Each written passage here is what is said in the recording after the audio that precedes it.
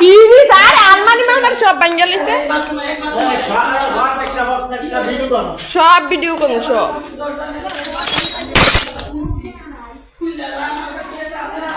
এই আলমারি ভাঙা লিছে স্টিলের আলমারি সব সব কেউ একটা ভুল করলে তখন তাকে ধরি, তার 14 পুরুষ নিয়ে কথা বলি, তার ব্যাপারে যদি আমার কোনো তিক্ত অভিজ্ঞতা থাকে ঝাল মেটানোর একটা সুযোগ পেলাম। কোনো ব্যক্তিকে বাঁচানো বা ব্যক্তিকে ফাঁসানো এটা আমার কোনো ইন্টারেস্টের জায়গা না। রফিকুল ইসলাম মাদানিকে আমি ডিফেন্ড করতে আসি নাই, কারণ আমি মামুনুল হককেই ছাড়ি নাই। তার কিছু বিষয় আমার কাছে মনে হয়েছে যেটা ভুল সেটা আমি বলছি। সো সেই জায়গায় মাদানিকে বাঁচানোর কোনো প্রশ্নই আসে না। বাট দ্বিতীয় বিয়ের ইস্যুটা এখন আমাদের এই হুজুর বলে কোন থানায় গেছিল, তো থানায় কি বলে কি সমস্যা হয়েছে, তো থানায় কে বলে তাকে পিটাইতে চাইছে যে বেটা আমরা এক বলিয়ে থাকতে পারি না, তুই বেটা 2টা বিয়ে করছিস। আসসালামু আলাইকুম, আমি প্রশ্ন দেখাবো রফিকুল ইসলাম মাদানি হুজুরের বাসায় ভাঙচুর করলেন সন্ত্রাসীরা, যাত্রা দেখলে অবাক হয়ে যাবেন। আর এইদিকে মুখ খুললেন রফিকুল ইসলাম মাদানি হুজুরের দ্বিতীয় স্ত্রীর বড় ভাই। তো আজকের এই ভিডিওগুলো অত্যন্ত গুরুত্বপূর্ণ। এখন চলুন কথা না বাড়িয়ে আমরা এক এক করে ভিডিওগুলো দেখে আসি। রফিকুল ইসলাম মাদানির দ্বিতীয় বিয়ে নিয়ে বাংলাদেশের মানুষের ঘুম নাই। বাংলাদেশের সবচেয়ে গুরুত্বপূর্ণ টপিক হয়ে দাঁড়াইছে এই মুহূর্তে রফিকুল ইসলাম মাদানির দ্বিতীয় বিয়ে। সেটা নিয়ে আমি আসলে কিছু কথা বলতে চাই। প্রথমে বলে রাখি, কোনো ব্যক্তিকে বাঁচানো বা ব্যক্তিকে ফাঁসানো এটা আমার কোনো ইন্টারেস্টের জায়গা না। রফিকুল ইসলাম মাদানিকে আমি ডিফেন্ড করতে আসি নাই, কারণ আমি মামুনুল হককেই ছাড়ি নাই। তার কিছু বিষয় আমার কাছে মনে হয়েছে যেটা ভুল সেটা আমি বলছি। সো সেই জায়গায় মাদানিকে বাঁচানোর কোনো প্রশ্নই আসে না। বাট দ্বিতীয় বিয়ের ইস্যুটা আমাদের কিভাবে দেখা উচিত, অথবা হচ্ছে ইউরোপ কিভাবে দেখে। ইউরোপ না পুরুষের বহুগামিতা বা পুরুষের বহু নারী ভোগের বিষয়টা বা বহু নারীর সান্নিধ্যে যাওয়ার বিষয়টা ইউরোপ কিভাবে দেখে সেটা নিয়ে কথা বলবো। কারণ আমাদের যে উন্নতির মাপকাঠি বা আমাদের রাষ্ট্রে যারা মানুষকে সবক শেখায়, গণতন্ত্র শেখায় বা হচ্ছে যে উন্নতি শেখায়, তারা কিন্তু ইউরোপ থেকে শিখে যেয়ে তারপরে শিখে। সো ইউরোপের দৃষ্টিভঙ্গিটা আমাদের জন্য খুবই গুরুত্বপূর্ণ হয়ে দাঁড়ায়। আমরা দলমত নির্বিশেষে ইউরোপের দৃষ্টিভঙ্গিকে গুরুত্ব দিই। আপনি জামাত বলেন, বিএনপি বলেন, আওয়ামী লীগ বলেন, চরমনাই বলেন, মানে বাংলাদেশের যত, আমি চরমনাই বলার উদ্দেশ্য আমি সবাইকে ইনক্লুড করতেছি, মানে আমি নিরপেক্ষতার দৃষ্টিভঙ্গিতে সবাইকে আনলাম। তো সব রাজনৈতিক দলের কাছেই ইউরোপের দৃষ্টিভঙ্গি গুরুত্বপূর্ণ বা আমাদের জনমনেও গুরুত্বপূর্ণ। এই জন্য আমি প্রথমে আলোচনা করব যে ইউরোপ নারীর পুরুষের আরেকটু শব্দ আমি যোগ করি, সামর্থ্যবান পুরুষের বহু নারীর সংস্রবে যাওয়াটা ইউরোপ কিভাবে দেখে, এটা নিয়ে আমি আগে কথা বলবো। তারপরে রফিকুল ইসলাম মাদানির বিষয়টাতে আসতে পারি। আবার মামুনুল হকের দ্বিতীয় বিয়েটাও আমি এখানে টেনে আনতে পারি, জাস্ট একটা পরিস্থিতি বোঝানোর জন্য, তার সমালোচনা করার জন্য না। তো ইউরোপের বিষয়টা হইল, ইউরোপে যদি কোনো পুরুষের টাকা থাকে, মনে করেন সে কোনো রেস্টুরেন্টের মালিক বা হচ্ছে যে টাকা ছাড়াও ফকিন্নি যারা আছে তারাও, কারণ একজন নারী পুরুষ ভালো লাগলো একসাথে কাজ করে, তারা চাইলে একজন আরেকজনের সাথে রুম শেয়ার করতে পারে। অনেক সময় তারা হচ্ছে যে যদি ভালো মনে করে তাহলে একসাথে মিলে বাসা ভাড়া নেয় খরচ বাঁচানোর জন্য। এবং তাদের যে যৌবনকাল যখন থেকে শুরু হয় 13-14 বছর বয়স, যদিও কিছু আইন আছে 15 বছরের আগে নারী পুরুষের মেলামেশা নিষিদ্ধ, এটা ডিপেন্ড করে কোনো দেশে 15 বছর, কোনো দেশে 16 বছর, কোনো দেশে 18 বছর আছে। বাট ওইটা আইনের জায়গায় আইন থাকলেও বাস্তবতায় আসলে ওই আইনটা নাই। মানে ইউরোপে ব্যক্তি স্বাধীনতার কাছে সবাই নত, জানো, আইন বলেন যাই বলেন, ব্যক্তি স্বাধীনতা নিয়ে তারা খুব বেশি মাথা ঘামায় না। আইন মূলত কাজ করে রাস্তা ঘাট বা সামাজিক ক্ষেত্রে আইনের গুরুত্ব বেশি থাকে, ব্যক্তি জীবনে আইনের খুব একটা গুরুত্ব নাই আর কি। তো সামর্থ্যবান যারা ইউরোপিয়ান পুরুষ, তারা অল্প বয়সী নারীদের সাথে তারা থাকে, যেখান থেকে একটা সুগার ডেডি শব্দের মূলত নাজিল হয়েছে, ওইখান থেকে শব্দের উৎপত্তি। যে বয়স্ক পুরুষ তিনি হচ্ছে যে যুবতী কচি কাচাদের সাথে মিলতে পারে। যেমন আমরা কিছুদিন আগে এপস্টিন ফাইল আমাদের নেরিবাদের মুখের মধ্যে একটা থাপ্পড় মেরে দিয়ে গেছে, যে এপস্টিন ফাইলে দেখা গেছে ব্রিটিশ রাজপুত্র, ব্রিটিশ প্রিন্স, তারপরে প্রিন্স অ্যান্ড্রু তারপরে হচ্ছে যে আপনার ডোনাল্ড ট্রাম্প, তারপরে এই বিল ক্লিনটন, ওই যে সেই ললিতা এক্সপ্রেসের গল্প, এটা মূলত সবারই ভরাই দেয়া গেছে। মানে আধুনিক বিশ্বে পুরুষের বহুগামিতার যে কোনো নিয়ম নীতি নাই, বা হচ্ছে যে আপনার এটা যে কোনো আয়েব না, এটা যে কোনো দোষের বিষয় না, এটা কিন্তু এপস্টিন ফাইল প্রমাণ করছে। তো এখন আমি বলতে চাই যে আজ থেকে 100 বছর আগে বা আরো আগে, 200-300 বছর আগে, এনলাইটমেন্টের আগে ইউরোপে বিয়ে শাদীর একটা গুরুত্ব ছিল, যখন ধর্মীয় বিধিনিষেধ ছিল। এখন বিগত 100-150 বছরে গণতন্ত্রের উত্থানের পর থেকে ইউরোপে আসলে বিয়ে শাদী বলতে কিছু নাই। মানে আমি যখন হসপিটালে গেছি, আমার যখন সন্তান হয়েছে, তখন আমাকে জিজ্ঞেস করছে যে তুই কি বিবাহিত?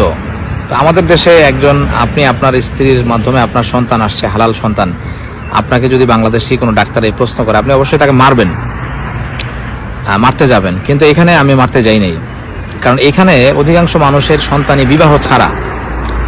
যদি ধরেন একজন নারী পুরুষ একসাথে থাকতেছে, বা একটা পুরুষ 3-4টা নারীর সাথে থাকতেছে, সো কোনো একটা নারীর কাছ থেকে তার মনে হলো সে একটা সন্তান নিবে, সে একটা সন্তান নিতে পারে, এবং আইনগতভাবে এটা অবৈধ হয় না। এটা জাস্ট হসপিটালে লিখতে হয় যে হ্যাঁ, ওই সন্তানের বায়োলজিক্যাল ফাদার আমি, মানে আইনে আমি বৈবাহিকভাবে আমি বাপ না, বাট আমার মাধ্যমে এই সন্তানটা দুনিয়াতে আসছে, আমি তার সৃষ্টির মাধ্যম। তো সেই ক্ষেত্রে এটা, এই বিষয়টা এই পর্যায়ে আছে। তো আমরা একটা জিনিস বুঝতে পারলাম এই আলোচনা থেকে, যে ইউরোপে পুরুষ ধনী হোক গরিব হোক, একাধিক নারীর সাথে মিশতে গেলে তার একাধিক বিয়ের প্রয়োজনই পড়ে না। মানে আমাদের দেশে তো বিয়ে করতে হয়, তো এখানে যেহেতু বিয়ের প্রয়োজনই নাই, তাতে কাজে এখানে এটা আলাপটারই কোনো দরকার নাই। একজনের জিজ্ঞেস করছে না যে তুই কি দল্লিন না জল্লিন, তো সে বলতেছে আমি তো নামাজই পড়ি না। সিলেট অঞ্চলে এই মারামারিটা আছে, যারা বেদাতি তারা বলে দল্লিন, আর যারা মানে হইলো যে ধরেন আলেম ওলামা স্বাভাবিক, তারা বলে দল্লিন। তো এটা নিয়ে দুইটা গ্রুপ মারামারি করে, আগে করতো আর কি, এখন তো হয় না। তো একজনের জিজ্ঞেস করছে যে তুই কোন গ্রুপ, সে বলছে যে আমি ভাই কোনো মারামারির মধ্যে নেই, আমি নামাজই পড়ি না। তো ইউরোপে বিয়ে যেহেতু জিনিসটা যেহেতু খুবই রেয়ার, খুব একটা এক্সিস্ট করে না, আর বিয়ে করতে গেলে অনেক খরচ। এই যে মনে করেন প্যান্ডেল ভাড়া করতে হয় 20-25 হাজার ইউরো খরচ। তো যেখানে আপনি 1 টাকা ছাড়াই 1 বোতল বিয়ার দিয়েই আপনি আপনার কাজ মিটাইতে পারতেছেন, বা আপোষে মিটাইতে পারতেছেন, সেখানে আপনি বিয়ে করবেন কেন? মানে তাদের ক্ষেত্রে এটা লজিক্যাল না, তারা বিয়ে শাদী করে না। অতএব এই আলাপ, মানে অতএব আমরা জিনিসটা বুঝতে পারলাম যে ইউরোপে নারী ভোগ করাটা, আনলিমিটেড নারী ভোগ করাটা, এটা পানি ভাতের মতোই। সো এখানে এই বিষয়টা আসতেছে না। এবার আসি বাংলাদেশের প্রেক্ষাপটে। বাংলাদেশ সহ মুসলিম দেশগুলোতে আপনি যদি কোনো নারী ভোগ করতে চান, কোন নারীর শরীর দ্বারা আপনি উপকৃত হতে চান, আপনার তৃষ্ণা মিটাইতে চান, আপনাকে বিয়ে করতে হবে। বিয়ে ছাড়া মুসলিম দেশে নারী ভোগের অন্য কোনো উপায় নাই। কিন্তু ইদানিং কালে দেখা যাইতেছে যে মুসলিম দেশে পরকীয়া নামক একটা রোগ আসছে, যেটা হলো আপনি একজন ভদ্রলোক, আপনি হচ্ছে যে আরেকজন ভদ্রলোকের বউর সাথে বা আরেকজন বিদেশির বউর সাথে আপনি একটা অবৈধ সম্পর্ক রাখবেন। এদিকে আপনি আপনার স্ত্রীর প্রতিও লয়াল থাকবেন, আপনার স্ত্রী বলবে যে না আমার স্বামী খুবই কেয়ারিং, আমার স্বামী আমাকে ভালোবাসে। কিন্তু ওইখান দিয়ে আপনার যে স্ত্রীর অসুস্থতার কারণে, বা হচ্ছে আপনার স্ত্রীকে দিয়ে আপনার চাহিদা মিটতেছে না, স্বাভাবিকভাবেই পুরুষের মানে চাহিদা বেশি, যেটা একজন নারী দিয়ে মিটে না নর্মালি, আমি যদি অনেস্টলি বলি। তো আরেকটা জিনিস বলে রাখি, এই যে বয়ান আমি দিতেছি, আমি কিন্তু কখনো এটা দাবি করি না যে আমি দ্বিতীয় বিয়ের জন্য মানুষকে উৎসাহিত করব, বা আমি নিজে কখনো দ্বিতীয় বিয়ে করব, এরকম কোনো আশঙ্কাও নাই আপাতত। অতএব আমি জাস্ট ফ্যাক্ট চেক করতেছি যে আসলে জিনিসটা কি। তো দেখা যায় আমাদের সমাজে যদি আপনি পরকীয়া করেন, এটা খুব একটা দোষের কিছু না, মানে এটা অনেকটা ওপেন সিক্রেটের মতো বিষয়। আবার আমাদের সমাজের অনেক পয়সাওয়ালা মানুষ, তারা থাইল্যান্ডে যায়, মানুষ জানে যে তারা কেন পাতায়া যায়। কিছুদিন আগে আমরা আমাদের সচিব মহোদয়দের একটা খবর আমরা পাইছি যে ওনারাও পাতায় ইংলিশ শিখতে যাচ্ছেন। ওনারা কোনো খারাপ কাজে যাচ্ছেন না, আপনারা আবার কেউ খারাপ মনে করবেন না। তো বাংলাদেশি সামর্থ্যবান পুরুষদের, যাদের কোটি কোটি টাকা আছে, যারা মাসে লক্ষাধিক টাকা ইনকাম করে, তো তাদের যে বহুগামিতা, এটাও অনেকাংশে প্রমাণিত। তারা বিভিন্ন নিষিদ্ধ পল্লীতে যান, অনেক ক্ষেত্রে তাদের স্ত্রীরাও জানেন বাট স্ত্রীরা তখনই লজ্জা পান যখন হচ্ছে যে তারা একাধিক বিয়ে করে, তখন স্ত্রী মনে করে আমার সৌন্দর্য মনে হয় এনাফ না, বা আমার গুরুত্ব মনে হয় কমে গেল, এই জন্য আমার স্বামী একাধিক বিয়ে করলো।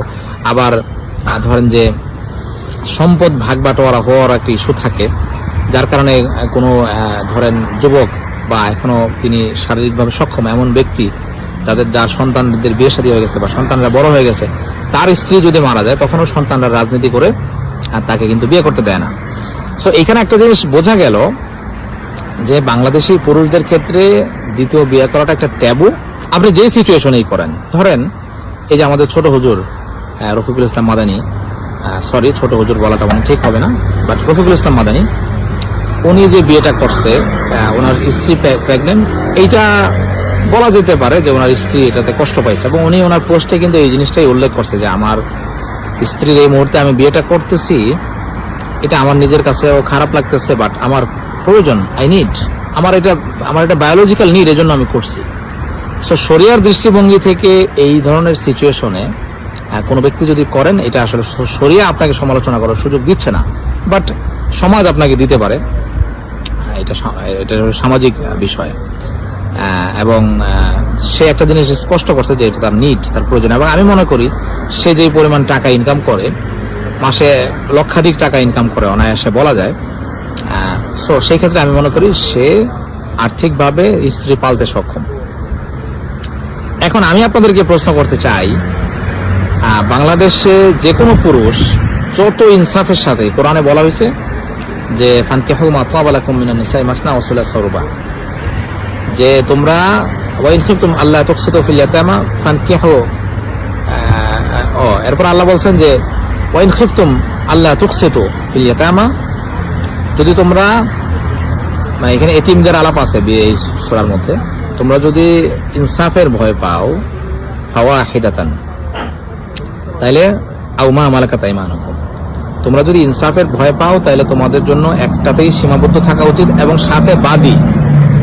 কোরআন যে সময় বলছে ওই সময় কিন্তু বাদীর একটা ব্যাপার ছিল, যে বাদী হইল যুদ্ধবন্দী, যাকে আপনি টাকা দিয়ে কিনবেন, স্ত্রীর মতো করে ব্যবহার করবেন, আবার তাকে বিক্রি করতে পারবেন। যদিও ইসলাম মূলত গোলামবাদীর যে ইস্যুটা, গোলামবাদীর যে বিষয়টা, যেটা ইসলামের আগে থেকে চলে আসতেছিল, এটা ইসলাম আস্তে আস্তে মিটাইছে, এটা ইসলাম দুনিয়া থেকে উঠাই দিতে সাহায্য করছে। কিভাবে? আপনি দেখবেন, আপনার কোনো ভুল হয়ে গেছে, আপনি রোজা ভেঙে ফেলছেন বা রোজার দিনে স্ত্রী সহবাস করে ফেলছেন, যে কোনো অন্যায় আপনি করছেন, আল্লাহর সাথে আপনি কোনো অপরাধ করছেন, সেইটার কাফারা দেওয়ার জন্য আল্লাহ আপনাকে বলছেন তাহরির রকবা, আপনি গোলাম আজাদ করেন। অর্থাৎ ইসলাম চাইছে গোলামদেরকে আজাদ করে করে গোলাম প্রথা শেষ করে দেওয়া, যেটা আমেরিকাতে গোলাম